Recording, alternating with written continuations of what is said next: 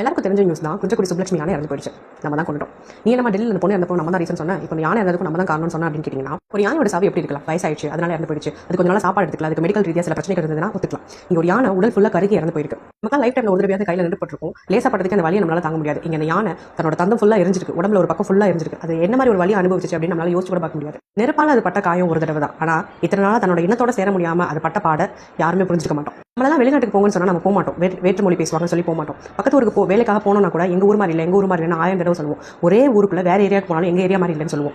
மனுஷங்களுக்குள்ள எத்தனை பாகுபாடு அப்படின்னா, அது ஒரு சாதாரண ஒரு உயிரினம் தன்னோட இனத்தை தேடி எத்தனை தடவை அது மனசுக்குள்ள ஏங்கிக்கும். யானைகள் குறிப்பிட்ட ஒரு நாளுக்கு எத்தனையோ கிலோமீட்டர் நடக்கணுமா? அப்படிப்பட்ட உயிரினத்தை நம்ம ஆசீர்வாதம் வாங்குற ஒரு பர்பஸ்க்காக அதை ஒரே இடத்துல நிக்க வச்சு இத்தனை நாள் கொடுமை பண்ணிருக்கோம். அதான் ஒரு நாள் ஃபுல்லா ரூம்ல இரு, வேற எங்கேயும் போகாது அப்படின்னு சொன்னா நமக்கு அப்படியே ஸ்ட்ரெஸ் தலைக்கேறிடும். அந்த உயிரினம் இயற்கையோட ஒன்றி போய் வாழக்கூடிய அந்த உயிரினத்தை காட்டுக்குள்ள இருந்து பிரிச்சு இத்தனை நாள் அது எவ்வளவு பெரிய ஸ்ட்ரெஸ்ல இருந்திருக்கும்.